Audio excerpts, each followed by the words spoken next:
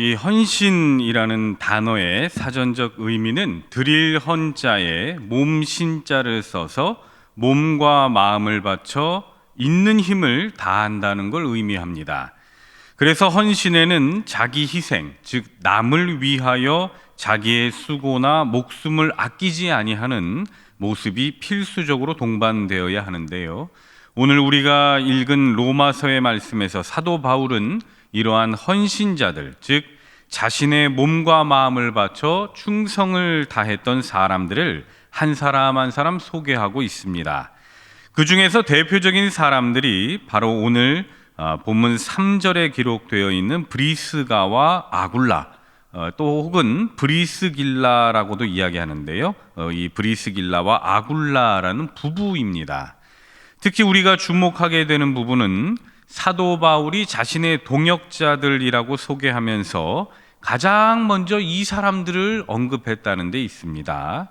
여러분, 누군가를 가장 먼저 말한다는 것, 이 말은 그 사람이 가장 먼저 생각이 났다는 의미입니다.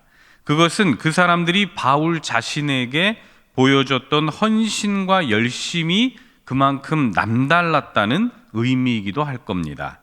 도대체 그들의 이 헌신의 모습이 어떤 모습이었기에 바울의 그 기억 속에 가장 먼저 생각이 날 수 있었겠는가? 도대체 그들이 바울에게 어떻게 하였기에 바울이 그토록 고마워하는 사람들로 이 사람들을 가장 먼저 꼽았겠는가?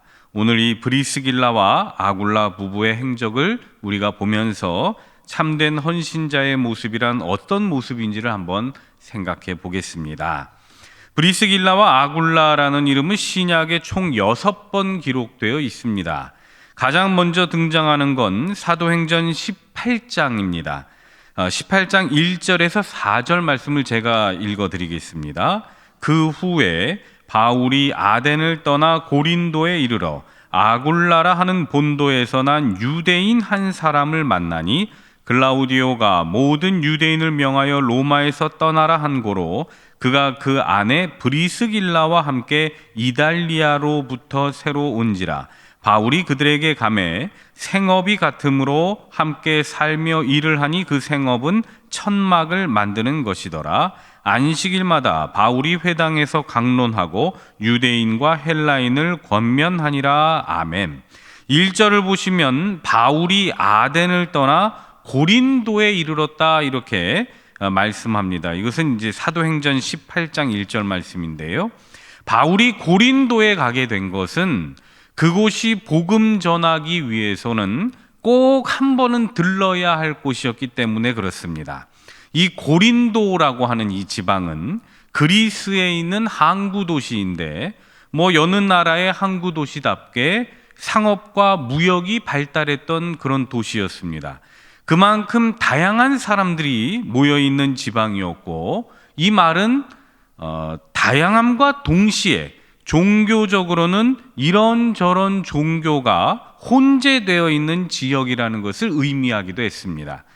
다양성이라는 게 좋기는 하지만 반대로 생각하면 그만큼 한 가지로 통일된 기준이 없다는 말이기도 합니다.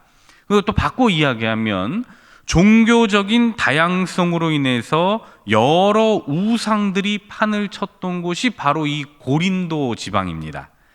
그런데 흔한 말로 우리가 위기는 곧 기회라는 말이 있듯이 이렇게 다양한 사람들이 모여 있고 여러 우상들이 판을 치고 있어서 여러 가지 문제가 나타난 그런 지역이기도 했지만, 만약에 이곳에 한 가지의 기준, 즉 예수 그리스도의 복음이 전해지기만 한다면 그 복음은 전 세계로 퍼져나갈 수가 있었을 겁니다.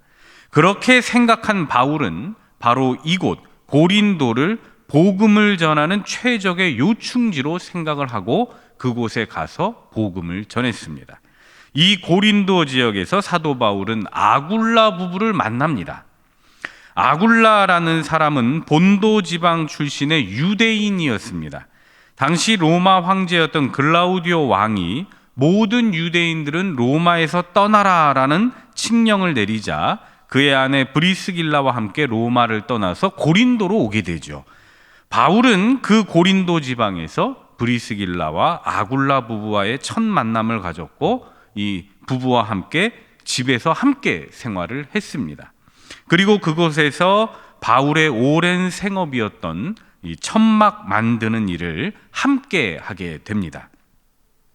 이를 계기로 바울과 이 부부는 오랜 시간 동안 친밀한 동역자 관계를 유지하였고 훗날 바울이 이 고린도를 떠나서 에베소로 갈 때에도 함께 동행을 했습니다.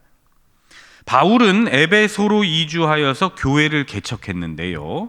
그곳에서 이 부부는 가정교회를 세워서 예수 그리스도의 복음을 전하는 그 사역을 감당합니다.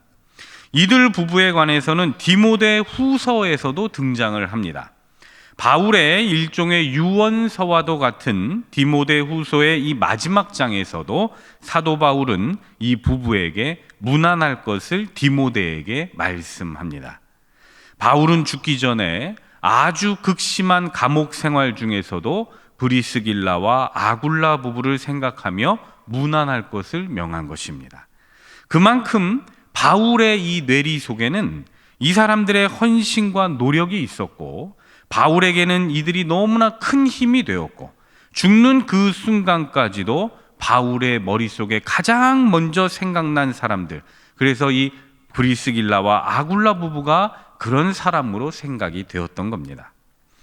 우리가 이러한 브리스길라와 아굴라 부부의 모습을 보며 먼저 우리가 생각해 볼 수 있는 것은 이러한 브리스길라와 아굴라 부부처럼 헌신하는 사람들은 복음과 그 복음 전하는 사역자들에게 항상 이 열려있는 자세를 가지고 있더라는 겁니다.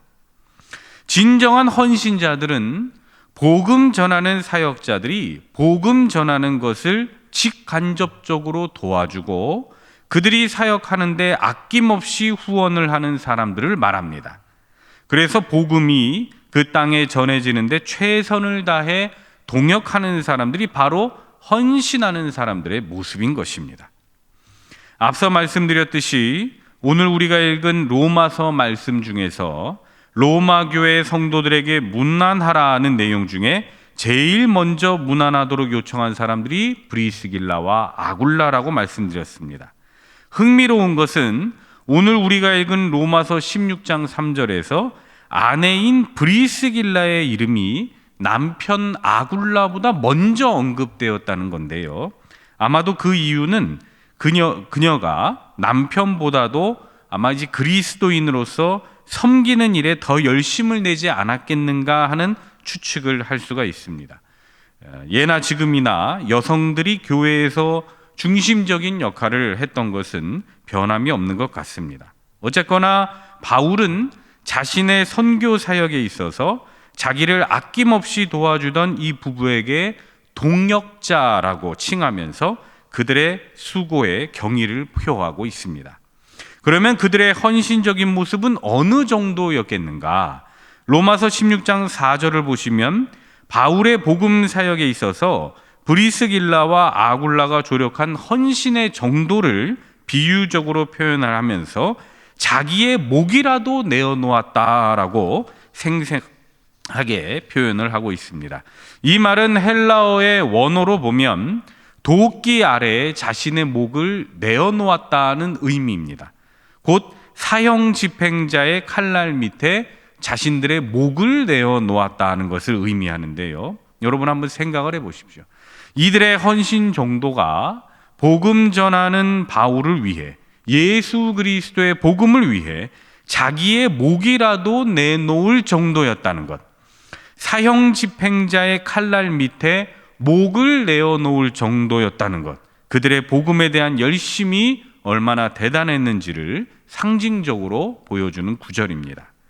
실제로 그들은 자신의 가정을 복음을 위해서 온전히 내놓았습니다. 로마의 기독교 박해가 있던 시절에 자신의 집을 온전히 내놓는다는 건 목숨을 건 일입니다. 하지만 그들은 이러한 위협에도 아랑곳하지 않고 자신의 가정을 개방했습니다. 그들의 가정은 기도의 장소가 되었고 교제의 장소가 되었고 예배의 장소로 사용이 되었습니다. 이러한 브리스길라와 아굴라의 목숨을 건 헌신은 이방 교회와 다른 이들의 신앙의 모범이 되었습니다. 그렇기에 브리스길라와 아굴라 부부가 사도 바울에게 가장 먼저 기억이 나는 건 전혀 이상한 일이 아니었죠.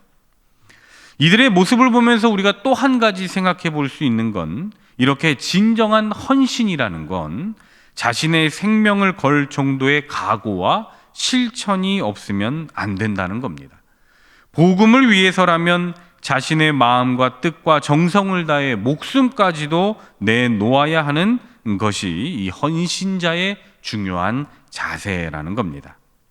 여러분, 이러한 헌신자의 모범을 보여준 분이 계십니다. 누구십니까? 우리 예수님이십니다. 마가복음 10장 33절 34절에 우리 주님께서 이렇게 말씀하셨습니다. 보라, 우리가 예루살렘에 올라가노니 인자가 대제사장들과 서기관들에게 넘겨짐에 그들이 죽이기로 결의하고 이방인들에게 넘겨주었고 그들은 능욕하며 침뱉으며 채찍질하고 죽일 것이나 그는 3일 만에 살아나리라. 아멘. 우리 예수님께서는 십자가의 길, 다시 말해서 우리를 위해 대신 죽으러 가는 그 길에서 얼굴에 침을 맞고 남들의 놀림감이 되셨습니다. 하지만 그분은 그 길을 걸어가셨습니다. 우리의 구원을 위해 자신의 목숨을 거신 겁니다. 예수님은 십자가라는 좁은 문으로 들어가야 할 그 어떤 의무가 없었음에도 불구하고 거기로 들어가셨습니다.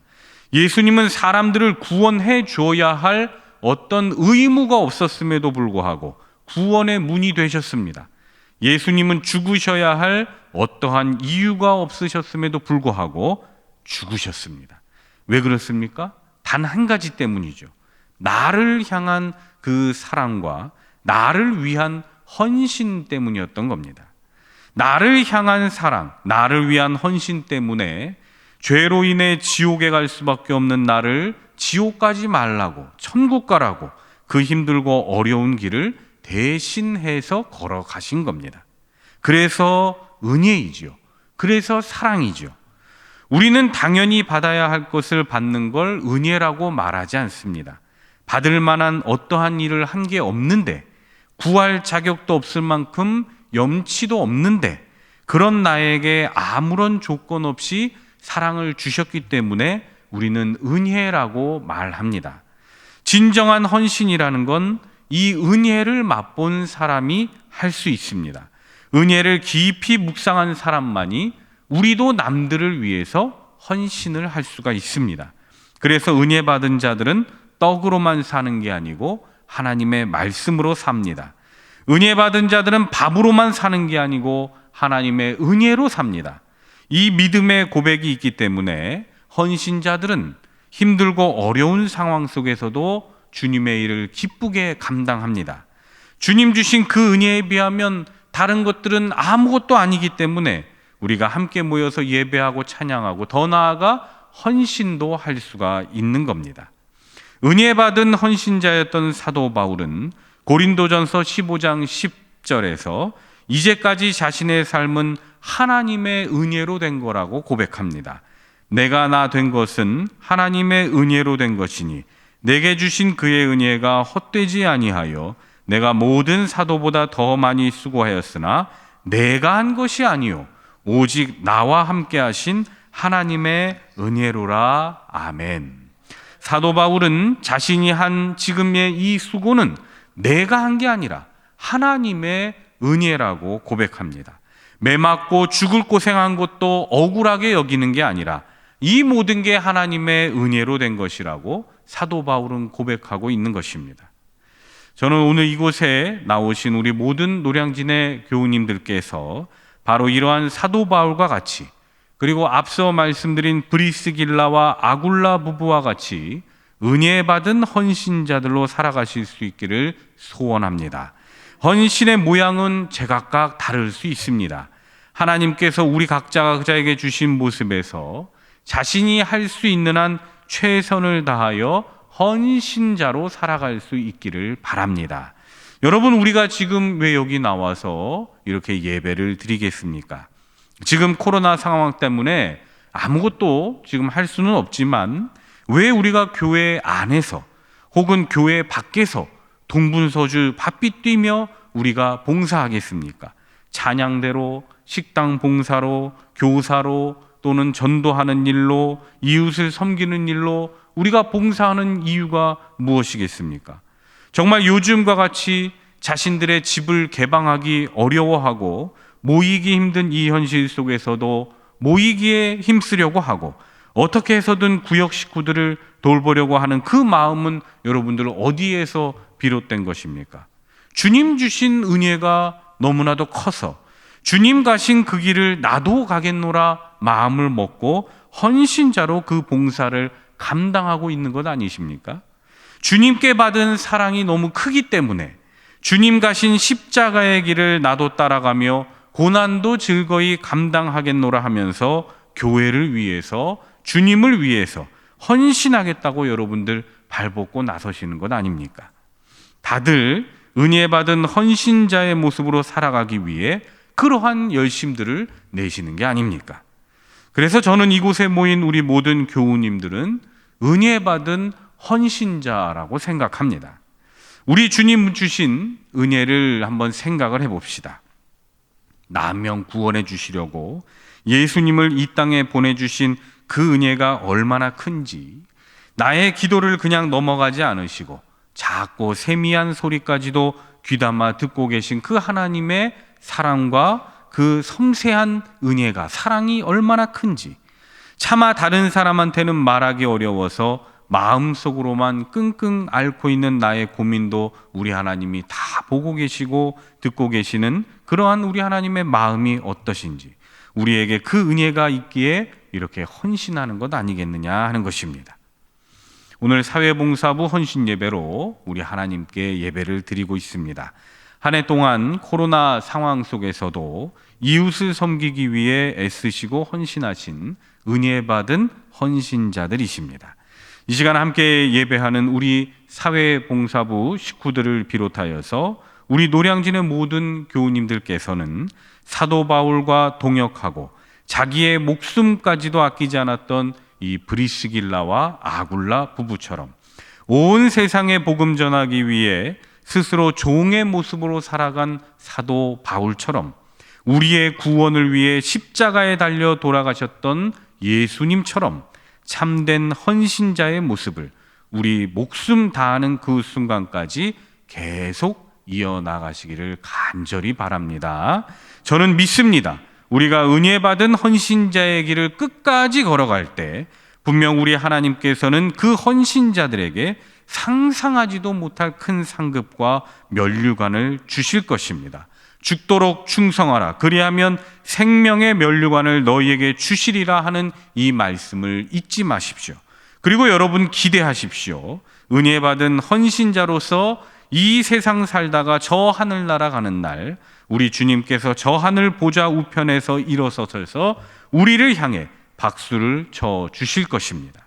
아무쪼록 오늘 이 자리에 함께 예배하신 노량진의 교우님들과 그 가정은 동역자를 위해 모든 지원을 아끼지 않았던 브리스길라와 아굴라 부부처럼, 예수님 전하기 위해 목숨까지 내놓았던 사도 바울처럼, 그리고 우리를 위해 십자가 위에 달려 돌아가신 우리 주님처럼 진정한 헌신자의 모습으로 살아가심으로 우리 주님께로부터 칭찬받고 이 땅에서 기름진 복, 저 하늘에서 신령한 복을 누리며 살아가시기를 주님의 이름으로 축원합니다. 기도하겠습니다.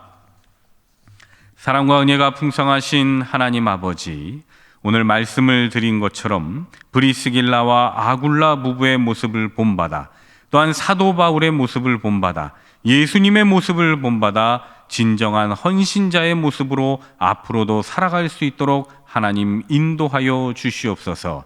내게 있는 것을 남에게도 주며 무엇보다 하나님께 영광 올려드리며 살아가는 헌신자들의 모습이 될 수 있도록 인도하여 주시옵고, 그로 말미암아 우리 교회가 더욱 부흥하고 무엇보다도 많은 이들을 구원으로 이끌 수 있는 구원의 방주 역할을 하는 우리 교회 될 수 있도록 하나님 축복하여 주시옵소서.